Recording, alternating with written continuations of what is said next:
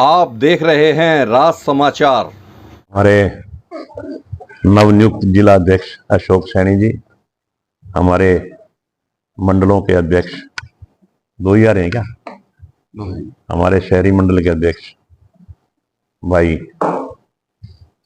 तरुण खुराना जी उपस्थित, हमारे अटल मंडल के अध्यक्ष भाई श्याम खांडा जी, हमारे बहुत ही वरिष्ठ भारतीय जनता पार्टी के नेता राजेश टकराल जी, पूर्व में हमारे अध्यक्ष रहे अशोक डालिया जी, पूर्व में नगर परिषद के चेयरमैन प्रतिनिधि रहे विनोद सैनी जी, उपस्थित सभी हमारे प्रवीण जी बैठे, सभी पत्रकार भाइयों, जैसा कि अभी हमारे जिला अध्यक्ष ने बताया और आप सभी जानते हैं कि अभी हाल ही में विधानसभा के सत्र में हमारे माननीय मुख्यमंत्री श्री नायब सिंह सैनी जी ने वित्त मंत्री के तौर पे बजट पेश किया और मैं ये समझता हूं कि ये आज तक का सबसे बड़ा बजट है।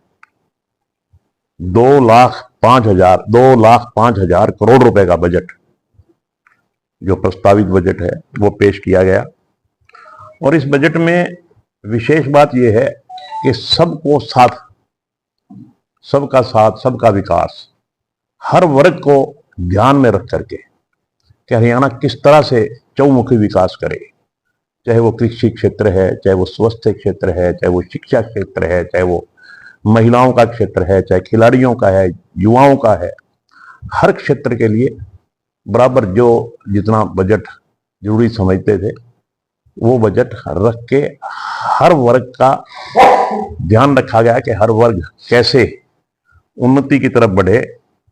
और सबसे बड़ी बात कि माननीय मुख्यमंत्री जी ने बजट बनाने से पहले अलग अलग जगह पे जाके विचार विमर्श किया, कहीं किसानों के साथ विचार विमर्श किया, कहीं व्यापारियों के साथ विचार विमर्श किया, कहीं शिक्षकों के साथ बैठ के विचार विमर्श किया, कहीं महिलाओं के साथ बैठ के विचार विमर्श किया। लगभग 1100 लोगों के विचार आए और उन विचारों को बजट में समाहित करके एक अच्छा बजट देने का प्रयास हमारे माननीय मुख्यमंत्री जी ने वित्त मंत्री के रूप में किया, जिसके मैं मेन पहलू आपको बताना चाहूंगा। हमारी सरकार ने जो संकल्प लिए थे चुनाव के समय, लगभग 19 संकल्प तो हमने इस बजट से पहले पूरे कर दिए। 90 संकल्प इस बजट में हमने प्रावधान किया है माननीय मुख्यमंत्री जी ने, जो भी हमारे 90 संकल्प हैं उनको इसमें पूरा कर दिया जाएगा। और विशेष बात, जो पहले प्रति व्यक्ति आय औसतन मैं समझता हूं 1,47,352 रुपए थी, जो बढ़ के प्रति व्यक्ति आए 3,53,182 रुपए। इससे साफ प्रतीत होता है कि हमारी अर्थव्यवस्था सुदृढ़ हुई है। आज अगर मैं किसान की बात करता हूं तो आज किसान के लिए बहुत फैसिलिटीज, किसान के नाम पे राजनीति तो सभी दलों ने की, मगर अगर किसी ने किसान का भला करने का प्रयास किया तो मैं समझता हूं भारतीय जनता पार्टी की सरकार ने किया। आज जैसा कि आप सभी जानते हैं, पूरे देश में हरियाणा एक ऐसा प्रदेश है जो 24 की 24 फसलें एमएसपी पे खरीद रहा है। इसी तरह भावांतर भरपाई, अगर मंडी में किसान को रेट कम मिलता है और हमारा एमएसपी का ज्यादा है तो हम उसकी भावांतर की भरपाई देते हैं। मान लो कोई फसल 500 रुपए क्विंटल, हमने एमएसपी मिनिमम सपोर्ट प्राइस है हमारा, और बाजार में उसको 450 रुपए मिला तो 50 रुपए प्रति क्विंटल सरकार उसको देती है। ये बहुत बड़ी बात है और ये हरियाणा में ही है। इसी तरह से मेरा पानी मेरी विरासत, हम देखते हैं कि लगातार धान की फसल बीजने से पानी की बहुत ज्यादा खपत हो जाती है। हम भविष्य की चिंता करते हैं कि भविष्य में भी पानी चाहिए हमें, इसलिए हमारी सरकार ने ये छूट की थी पहले मनोहर लाल जी की सरकार ने कि अगर कोई धान की जगह कोई वैकल्पिक फसल बीजेगा तो उसको 7,000 रुपये प्रति एकड़ सरकार देगी, ताकि पानी की बचत की जा सके। माननीय मुख्यमंत्री जी नायब सिंह सैनी जी ने वित्त मंत्री के तौर पे जो बजट पेश किया, उसमें 7,000 रुपये से बढ़ा करके 8,000 रुपये किए हैं, ताकि किसान इसकी तरफ और ज्यादा अट्रैक्ट हो और हमारा पानी की बचत हो सके। इसी तरह पराली की, जो पराली का इंतजाम खुद करता है किसान, पहले हमारी सरकार 1,000 रुपये, ये भी हमारी सरकार ने किया था, मनोहर लाल जी की सरकार ने किया था। अब नायब सिंह सैनी जी की सरकार ने 1,000 रुपये से बढ़ा के 1,200 रुपये कर दिए, इस बजट में प्रावधान किया गया है। इसी तरह प्राकृतिक खेती, पहले 25,000 तक का लक्ष्य था, 25,000 एकड़ तक हम प्राकृतिक खेती करवाएंगे, अब उसका लक्ष्य 1 लाख एकड़ तक कर दिया। प्राकृतिक खेती के लिए हमें एक देसी गाय जरूर रखनी होती है, और वो देसी गाय की हम पहले 25,000 रुपया सब्सिडी देते थे, अब उस 25,000 को बढ़ा के 30,000 रुपये कर दिया। मतलब इसी तरह से देसी सांड में वीर्य की स्पेसिफिकेशन के किसान चाहे बछड़ा ले चाहे वो बछड़ी ले, इस किस्म की एक लाइव तैयार की गई है कि वो उसका वीर्य की छंटनी करके अलग अलग, चाहे कोई किसान बछड़ा लेना चाहेगा तो उसको बछड़ा मिलेगा, जो बछड़ी लेना चाहेगा तो उसको बछड़ी मिलेगी। तो इस प्रकार की एक प्रयोगशाला हिसार में तैयार की गई है, जिसे सेक्स सॉर्टेड सीमन, इसको बोलते सेक्स सॉर्टेड सीमन तैयार किया जाएगा।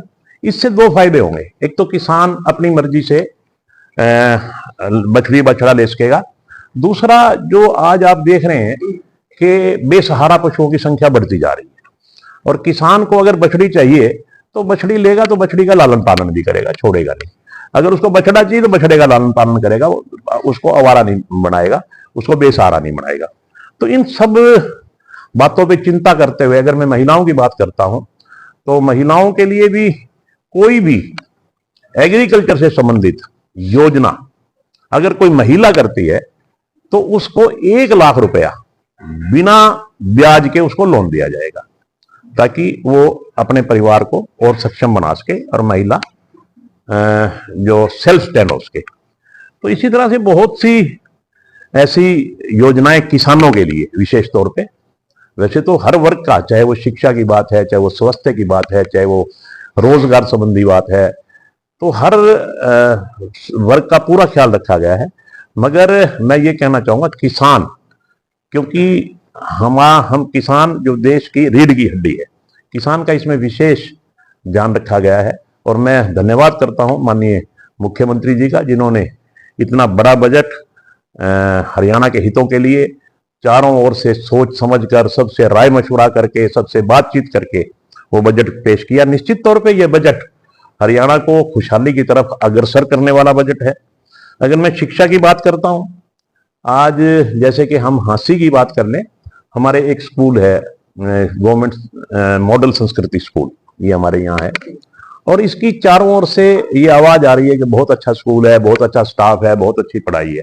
तो ये बात भी माननीय मुख्यमंत्री जी ने गौर की और उन्होंने इस बजट में प्रावधान किया कि हर 10 किलोमीटर पे मॉडल संस्कृति स्कूल खोला जाएगा, ताकि बच्चों को गुणवत्तापूर्वक शिक्षा प्राप्त हो। इसी तरह से स्कूल में कई जगह हम देखें बिल्डिंग कम है, जैसे हमारे हाँसी की बात कर लें तो हमारे भी 2 पारियों में स्कूल चल रहे हैं, सुबह शाम। इसकी तरफ भी माननीय मुख्यमंत्री जी ने ध्यान दिया है और उन्होंने अनाउंस किया है कि ऐसी जो भी डबल शिफ्ट में स्कूल चल रहे हैं उनको एक सिंगल शिफ्ट में किया जाएगा, और वहाँ बिल्डिंग की जरूरत है तो सारी बिल्डिंग प्रायोरिटी पे बनाई जाएगी। इसी तरह अगर मैं मेडिकल की बात करता हूं तो हर जिले में मेडिकल कॉलेज, आज लगभग 15 जिलों में मेडिकल कॉलेज बन चुके हैं या बन रहे हैं। निश्चित तौर पे और भी सरकार की योजना है, जो बाकी जिले बचे हैं उनमें भी मेडिकल कॉलेज खोले जाएंगे। इसी तरह से अगर हम प्रदेश की जीडीपी की बात करते हैं तो ट्रिलियन अमेरिकी डॉलर तक पहुंचाने और हरियाणा के 50 लाख नए रोजगार उत्पन्न करने के लिए मिशन हरियाणा 2047 शुरू किया जा चुका है। मतलब हरियाणा में नए से नए रोजगार के अवसर प्राप्त हों और हरियाणा और गति से प्रगति करे, इसके लिए इस बजट में रोजगार की भी व्यवस्था की गई है कि ज्यादा से ज्यादा रोजगार हमारे नौजवानों को मिले। इसी तरह से अगर मैं युवाओं की बात करता हूं तो युवाओं के लिए भी बहुत सा बजट माननीय मुख्यमंत्री जी ने रखा है। लाडो लक्ष्मी योजना, जिसमें चुनाव के समय में हमने एक संकल्प लिया था कि हर महिला को हम 2100 रुपए देंगे। उस योजना को सिरे चढ़ाने के लिए इस बजट में 5000 करोड़ रुपए की व्यवस्था की गई है। यहां मैं ये बात कहना चाहूंगा कि पड़ोस की सरकारें अगर आप देखें, अगर हिमाचल की सरकार देखें, आप कर्नाटका की सरकार देखें, ऐसी सरकारें हैं जिन्होंने वायदे तो किए थे मगर उन्होंने आज तक किसी ने अमली जामा पहनाने का काम नहीं किया। हरियाणा ने इसको अमली जामा पहनाने का काम किया और 5000 करोड़ रुपए का बजट लाडो लक्ष्मी योजना के लिए इस बजट में व्यवस्था की गई है। प्रदेश में बागवानी को प्रोत्साहन देने के लिए जापान सरकार की सहायता से 2736 करोड़ रुपए की लागत से सलत बागवानी प्रोजेक्ट चालू किया जाएगा, ऐसा माननीय मुख्यमंत्री जी ने बजट में प्रावधान किया है। हिसार में अमरूद और सरसा में किन्नू प्रसंस्करण प्लांट, मतलब किसान बागवानी की तरफ बढ़े। हिसार में अमरूद का, जैसे कि आज हिसार के अमरूद की बड़ी चर्चा होती है, तो हिसार में अमरूद और सरसा में किन्नू प्रसंस्करण प्लांट स्थापित करने का भी निर्णय लिया गया है। सरसा और भिवानी में एकीकृत एक्वा पार्क उत्कृष्टता केंद्र स्थापित किए जाएंगे। इसके लिए इसके अतिरिक्त गुरुग्राम में अत्याधुनिक फूल मंडी, एसी फूल मंडी, एयर कंडीशन फूल मंडी गुरुग्राम में तैयार की जाएगी, ताकि जो फूलों की खेती करते हैं किसान, इनको भी बढ़ावा मिल सके।